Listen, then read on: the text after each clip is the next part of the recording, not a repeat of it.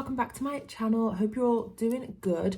I'm aware I've had a hair change again, but I'm gonna stay dark hair for a while now, so get used to this. I don't think I'll be changing my hair in 2024, but watch this space. Anyway, the other week I uploaded my top 10 albums of 2023 video. Go and check that out if you haven't already. But today I thought I would do my top 10 songs of 2023. I really want to shine a spotlight on some of the songs that weren't on the albums that I mentioned in my top 10 albums video, just so that I could talk about them a bit more. As always, please leave your favourite songs of 2023 in the comments and I will definitely check some of them out. And again, these aren't really in any particular order, like I'm not ranking them, I'm just talking about 10 of my favourites. And I know that I just said that these were in no particular order, but the first one I'm going to talk about is probably my favourite song that was released this year. So I just wanted to talk about it first, and the first song that I have literally been obsessed with is Return to Centaurus by Mildlife. I have been absolutely obsessed with this song. I remember randomly waking up one morning and this had just been randomly released and I literally screamed. I've spoken about Mildlife a few times on this channel before and I always talk about them because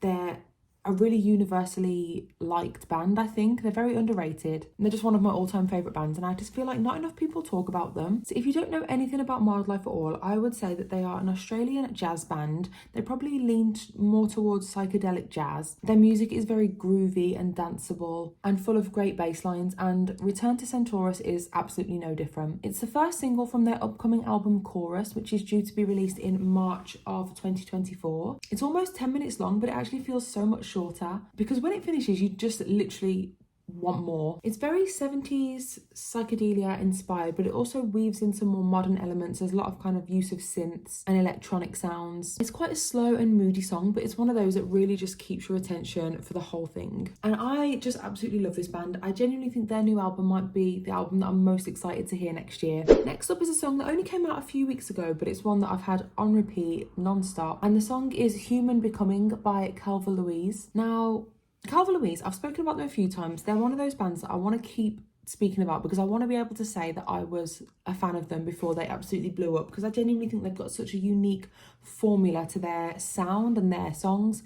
I just think they're going to be huge. They're doing something really new, really exciting, a very unique sound. They blend together quite a few different genres, which makes them a little hard to categorise, but I suppose the best way I could describe them would be electronic metal. But they recently released an EP called Over the Threshold, and that is where this song Human Becoming is from. Every song on it is really great actually, but I chose to talk about Human Becoming because it gripped me the most on my first listen of the full EP. The chorus is so catchy and so infectious. There's a killer guitar solo towards the end along with some great riffs combined with harsh and soft vocals. It's literally got everything. It's just a dream. So even though I'm talking about just the song Human Becoming, I'd kind of like to give the whole EP a shout out, and I'd recommend listening to all of their music and watching their music videos as well, because they're really creative. They tell like a sequence of stories and they're just really a breath of fresh air in music right now. Sticking with the female fronted metal, the next song I want to talk about is Celador by Spiritbox, and this is from their EP The Fear of Fear, and again another amazing EP, probably my favourite EP that was released this year. Again, kind of similar to Calva Louise, like they're just doing something really different and it's just so interesting. I wanted to talk about Celador because it's the opening track on the EP and it literally blew my socks off when I first heard it. Such an amazing opener. I love the way it's got this kind of like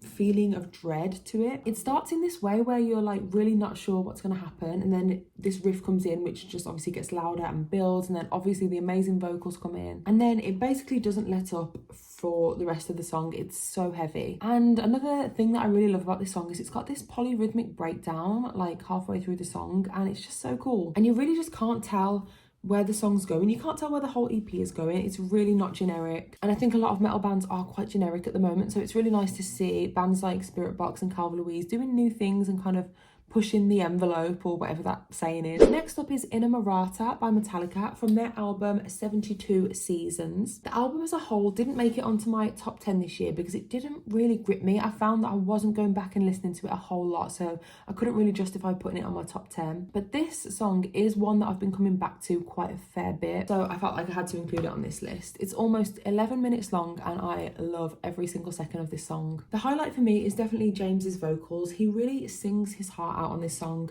and there's something really just raw and really just kind of emotional about it. It reminds me a lot of the song Bleeding Me by Metallica, which is one of my all-time favourite Metallica songs, in the way that it's very vulnerable and James is kind of just like pouring his heart out on this song, and it's really kind of shown in the vocal delivery. And again, this song is 11 minutes long, but you really do not notice. I always find myself putting this one on repeat because it's so addictive, and when it finishes you just want to hear it again. I especially love the kind of switch up in the last 2 minutes of the song where the drums become a massive focus. I just like that it's kind of keeping you on your toes. It's produced really well and has been a massive song for me this year. Next up is one that's probably going to be a little bit controversial, but I actually just don't care. And I haven't spoken about this album at all this year, even though I've been really loving it. I kind of mentioned it over on Instagram, and I had a few messages on Instagram like, oh, you actually like this? But I've been loving it. And the album is Dark Side of the Moon by Roger Waters, and the song is Time. So obviously I'm sure we all know by now that Roger Waters has created a new reimagined version of Pink Floyd's The Dark Side of the Moon, and it's been very polarizing. Some people have absolutely hated it. I think most people have hated it from what I've seen, but I'm absolutely loving it. I think it is a beautiful album, and Time especially has had a really big impact on me. The first time I listened to it, I actually found myself getting quite emotional because and I think this was the intention, I just heard it in a whole different light. I think Time as well is probably the most universally relatable Pink Floyd song that there is. I challenge anyone not to listen to it and not feel something. It's written so beautifully. So when I heard this new version by Roger, who is now, I think he's 80, is he? I'm not sure, he's almost 80.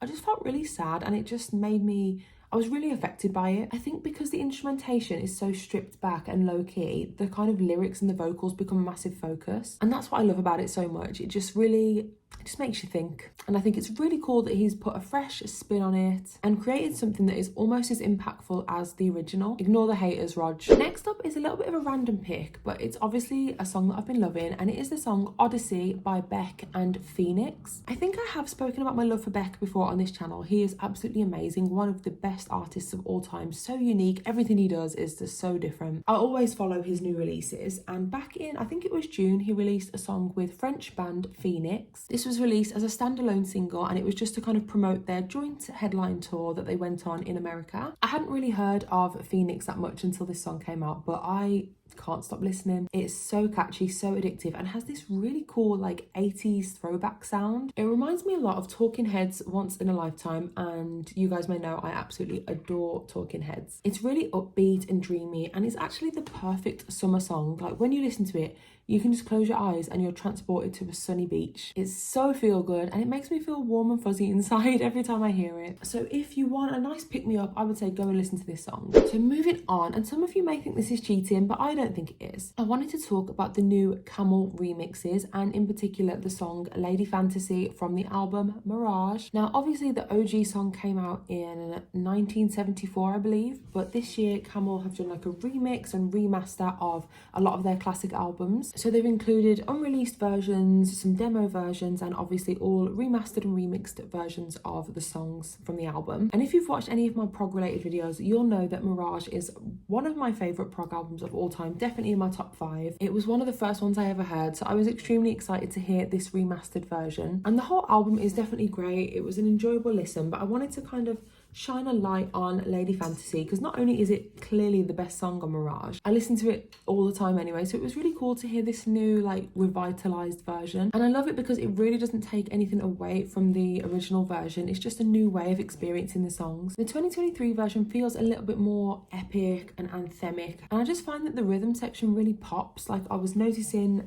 bass lines I'd never heard before. The bass is really clear and a massive highlight for me, and it just like rejuvenated my love for this amazing song. My next choice is a song that has been huge for me this year, and it is The Game by Starbenders. It's such a great song. I saw Palais Royale live earlier this year, and Starbenders were their support act. They absolutely killed it. They were so good, and they played this unreleased song called The Game, and seeing it live in that moment, I absolutely fell in love. Starbenders have a really interesting sound. They're obviously heavily influenced by glam rock bands and the glam rock sound, but you can also hear bits of like Fleetwood Mac, ABBA, and all those kind of female-fronted rock bands. They released an album called Take Back the Night this year, and The Game is the opening track to that album. It really, really sets the scene for the whole album. It's very intoxicating, so catchy, so fun. It's got this huge epic chorus that you just want to sing along to. Lyrically, it's really strong too. I find it really addictive, so danceable. I just think it's a brilliant song, and I would really recommend checking out the whole band, but this song and album in particular. So the next song I wanted to talk about is We Need More Bricks by Neck Deep, which is a true pop punk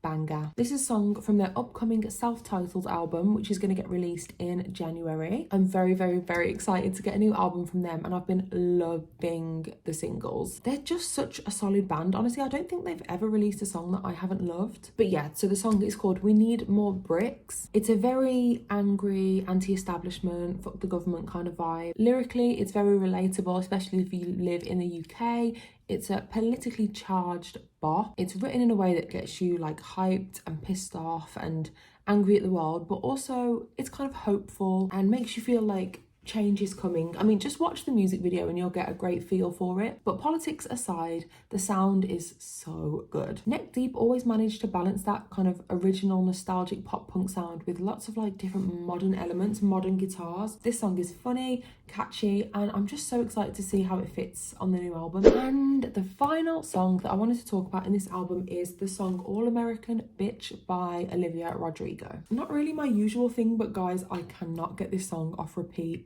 I'm obsessed with it, and it was definitely love at first listen for me. It's the opening song on her album, and it sets the tone really well for the whole album. I do like to kind of see what's going on in the pop music world and keep like a finger on the pulse for all genres really, as much as I possibly can. So if there's a massive pop album like this coming out, I'll definitely give it a listen. And I think with this song, Olivia completely nailed the female experience, especially being a young woman, and I can't relate to this, but like a young American woman. And the vocal delivery is so powerful. I can't believe she's only 20 years old and she's already writing songs like this. It's crazy. And I mean, generally pop music is kind of boring and uninspired, especially at the moment, but you have got these real standout artists. Olivia is one of them. Billie Eilish is another one. Obviously, Taylor Swift is always doing something cool. They're really creative and really innovative. And this song just really speaks to me. I just couldn't recommend it enough. Even if you're not a kind of pop music fan, I would just say give Olivia Rodrigo's album Guts a go and you might like it. So that is it for this video, and this will be my last video of the year.